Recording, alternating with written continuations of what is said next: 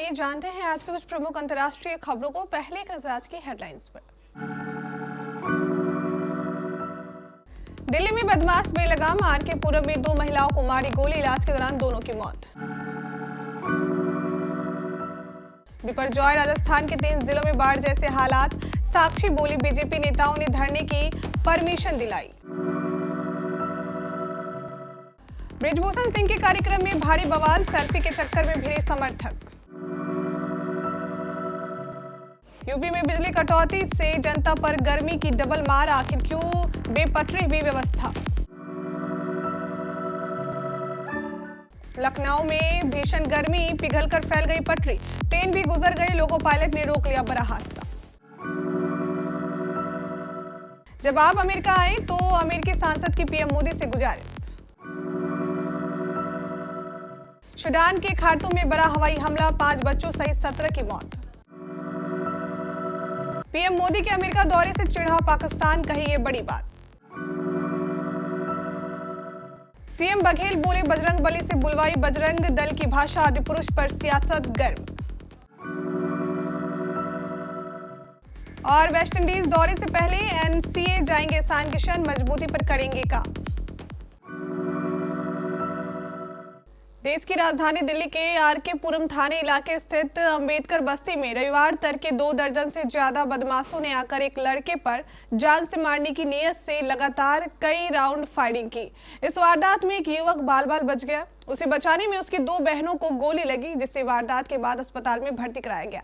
अस्पताल में इलाज के दौरान दोनों की मौत हो गई। वारदात के बाद अधिकारी समेत दर्जन भर से ज्यादा पुलिसकर्मी मौके पर पहुंच गए। इस मामले में जांच थाना पुलिस ने शुरू कर दी है। ये मामला साउथ वेस्ट दिल्ली के आरके पुरम थाने इलाके स्थित अंबेडकर बस्ती का है। आज सुबह करीब 3:30 बजे 2 दर्जन से ज्यादा बदमाशों ने एक युवक को जान से मारने की नीयत से उसके घर पहुंचे।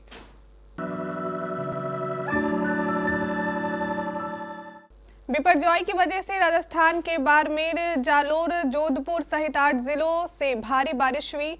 सिरोही में सबसे ज्यादा 38 मिलीमीटर तो वहीं जालोर में 30 मिलीमीटर बारिश हुई। इस दौरान 50 से 60 किलोमीटर प्रति घंटे की रफ्तार से हवाएं चली। मौसम विभाग ने भारी बारिश के लिए आज 4 जिलों में रेड अलर्ट और 5 जिलों में ऑरेंज अलर्ट जारी किया है। 36 घंटे से हो रही लगातार बारिश की वजह से बाड़मेर, सिरोही और जालोर में बाढ़ जैसी हालत है। कई घरों में 4 से 5 फीट तक पानी भर गया। ज्यादा प्रभावित क्षेत्रों में एनडीआरएफ की टीम तैनात की गई। इधर रेलवे ने बाड़मेर से होकर गुजरने वाली 14 ट्रेनों को रद्द कर दिया। उत्तर प्रदेश के गोंडा में भारतीय जनता पार्टी के सांसद और भारतीय कुश्ती महासंघ के निवर्तमान बृजभूषण शरण सिंह के एक कार्यक्रम में शनिवार को काफी हंगामा देखा गया। समाचार एजेंसी एएनआई ने इस हंगामे का वीडियो जारी करते हुए बताया कि बृजभूषण सिंह के साथ सेल्फी लेने को लेकर उनके समर्थकों के 2 गुट आपस में भिड़ गए और देखते ही देखते ये झगड़ा बड़े बवाल में बदल गया। बृजभूषण सिंह यहाँ गोंडा जिले में स्थित कटरा बाजार विधानसभा क्षेत्र के बरबट में बीजेपी अल्पसंख्यक मोर्चा के कार्यक्रम में शामिल होने पहुंचे थे। इस कार्यक्रम के बाद वहां मौजूद लोगों के बीच झगड़ा शुरू हो गया। मुख्यमंत्री नाराज हैं, बिजली मंत्री भी अब तमाम कोशिशों में जुट गए हैं, लेकिन प्रदेश की बिजली व्यवस्था पूरी तरह से बेपटरी है। जनता बेहाल है। अब तो इस पूरे मामले ने सियासी रंग भी ले लिया है।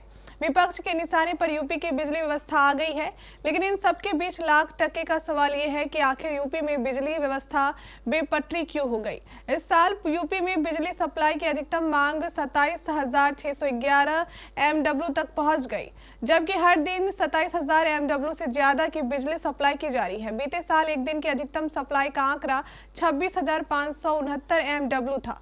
हालांकि इस बीच हर दिन औसतन 800 ट्रांसफार्मर रोज फूंक रहे हैं। उत्तर प्रदेश की राजधानी लखनऊ के निगोहा रेलवे स्टेशन पर बड़ा रेल हादसा होते होते टल गया। जानकारी के मुताबिक शनिवार शाम करीब 5 बजे लूप लाइन से जैसे ही नीलांचल एक्सप्रेस गुजरी, वैसे ही ट्रेन की पटरी गर्मी में पिघलकर फैल गई। दरअसल निगोहा स्टेशन पर मेन लाइन की जगह उसे लूप लाइन पर भेज दिया गया है।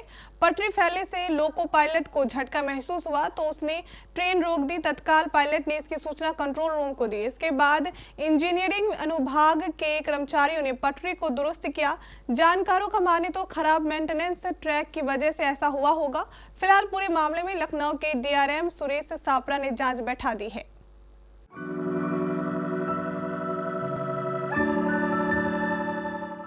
प्रधानमंत्री नरेंद्र मोदी के आगामी अमेरिकी दौरे को लेकर दोनों देशों में उत्साह बना हुआ है।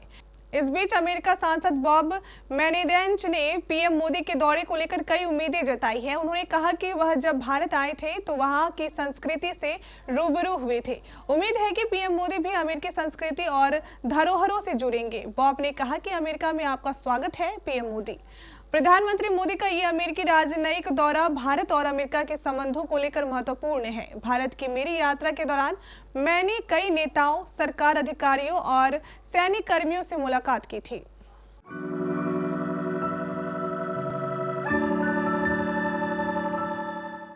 सूडान की राजधानी खार्तूम में शनिवार को हवाई हमले में 1 दर्जन से ज्यादा लोगों की मौत की खबर सामने आई है। एक मीडिया रिपोर्ट के मुताबिक खार्तूम में हुए हवाई हमले में 5 बच्चों सहित कम से कम 17 लोग मारे गए हैं। स्वास्थ्य अधिकारियों ने कहा कि देश को नियंत्रित करने की मांग कर रहे प्रतिद्वंदी जनरलों के बीच लड़ाई जारी है। मृतकों में 5 बच्चे और अज्ञात संख्या में महिलाएं और बुजुर्ग शामिल हैं। यह हमला खार्तूम के शहरी इलाकों में और सूडान में सेना और एक शक्तिशाली अर्धसैनिक समूह रैपिड सपोर्ट फोर्स के बीच हुई सबसे घातक झड़पों में से एक था।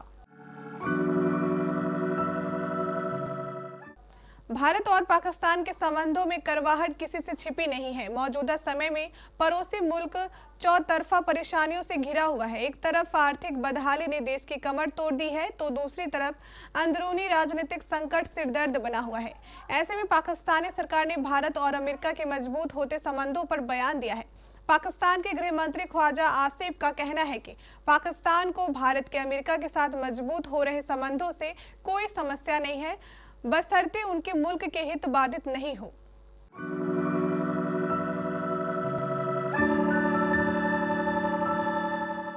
बीजेपी की दिल्ली इकाई ने विवादित दृश्यों और संवादों की फिर से समीक्षा किए जाने तक फिल्म आदिपुरुष के प्रदर्शन पर रोक लगाने की मांग की है।